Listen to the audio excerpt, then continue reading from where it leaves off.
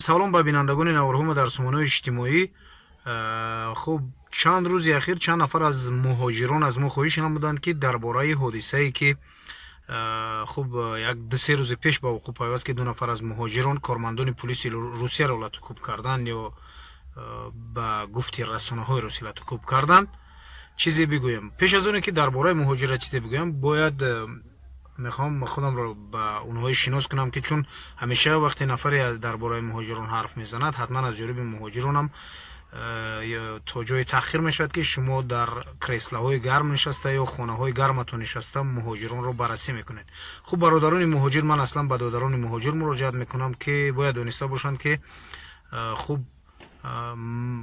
ман пеш аз оне ки хуб ба журналистика омадам, яъне ман ҳудуди 12 сол мешавад аъзои иттифоқи журналистони Тоҷикистон ҳастам, вале пеш аз оне ки ман аз журналистика оғоз кардам, ман баъди хатми донишгоҳ ба муҳоҷират рафта будам соли 2008 ва яъне ин ки полиси Русия бо муҳоҷир чӣ рафтор мекунад, инро бо чашми худам дидам, гуфти он гапҳо дар пӯсти худам санҷидам. хуб вақте ки моро як бор рейд кардан,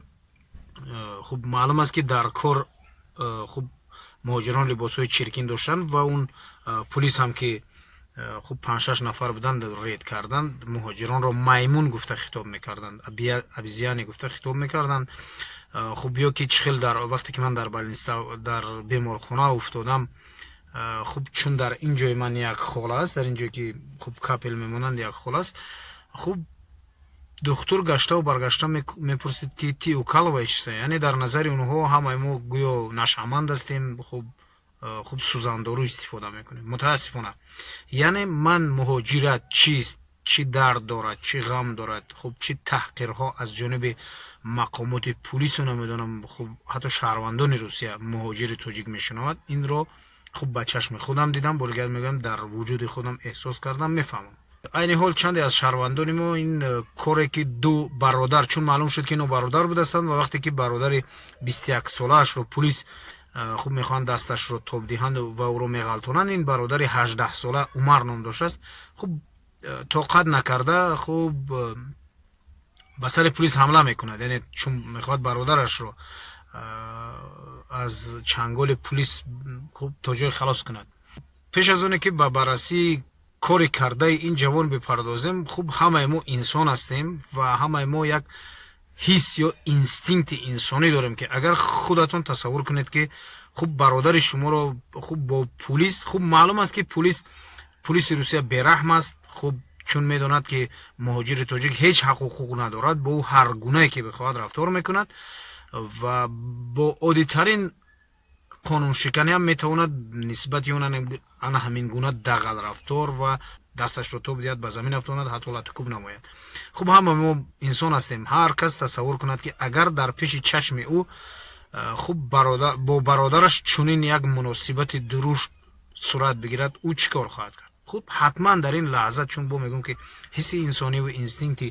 инсониву виҷдонии мо мардум ки бародар ё додаро ё бародаро акаҳомро хеле дӯст медорем, ҳатман мо шумоам ба ин кор даст мезанем, ҳарчанд ки ин кор, ман намегӯям ки ин кор кори хуб аст. вақте ки имрӯзҳо хуб менишинему пушти оинаҳои компютер ё пушти хуб панелҳои телефонамон ин ҳодисаро баррасӣ мекунем, як бор бояд худамонро дар ҷои ҳамин ҷавон ҳис кунем. яъне як ҷавоне ки дар 18 солагиш муҳоҷират рафтааст, чизеро надидааст, аз ин дунё чизеро намедонад, хуб дар пеши чашмаш чун хеле хундарҷӯш аст, дар пеши чашмаш бо бародараш як полис чунин рафтор мекунад. ман бовар дорам ки ҳар яке мо агар мебудем дар ҷои ин ҷавон ҳатман чунин рафтор мекардем, ҳатман новобаста аз тарбияву намедонам гуфтору рафторамон. ман чунин бовар дорам ки вақте агар бо бародарамон чунин сурат, вале ин кори ин ҷавон мутаассифона боиси чанд мушкилии дигар болои дигар бародарони муҳоҷир мешавад, ки ҳатман аз чунин кор бояд бародарони мо даст бикашанд. имрӯзҳо баъзеҳо дар фейсбук ин кори ин бародара хуб мегӯянд шери нар хуб кардӣ, хуб ҳатто баъзеҳо гуфтанд хуб кардӣ ин кофиронра. вале бубинед имрӯз падари ҳамин ду ҷавон ки яке 21 сола ва яке 18 сола аст, аз мардум хоҳиш кард ки барои гирифтани адвокат дар қазияи دادگاهی اکنون اینو به دادگاه میرن در قضیه دادگاهی برای اون مبلغ در کار است و اون مبلغ ندارد. خب این نوارهاش هم برادران اونایی که میخوان خیر کنن حتما میتوانن پیدا کنن. حالا اونهایی که گفتن که این برادران خوب کردن که پلیس حالتو خوب کردن، بیان اکنون مردانوار به پدر همین جوانها کمک کنند. خوب به پدر اینا کمک کنند تا اونها یک ادوکات خوب بگیرند و این جوانها را خوب به مثلا توانند که با جریمه از چنگال پلیس روسیه و از چنگال مقامات روسیه خلاص. این میشود بهترین عمل از جانب اونهایی که تعریف کردند که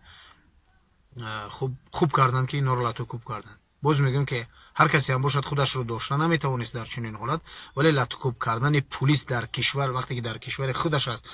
اول که پلیس است و بعدا در کشور خودش است، با وجود اینکه با میگم برای پلیس روسیه تاجیک هیچ ارزش قدر قیمت ندارد، ولی به هر حال برادران دادران مهاجر باید از چنین عملها خودداری نمایند. به هر حال کوشش کنید با وجود اون همه اغوا و نمیدونم پرووکاسیون که از جانب پلیس روسیه نسبت شما میشود، کوشش کنید به اغوا داده نشوید که مشکلی اول بالای خانواده شما میآید و ببینید که انا همین گونه پدر و مادر شما در غم شما میسوزند.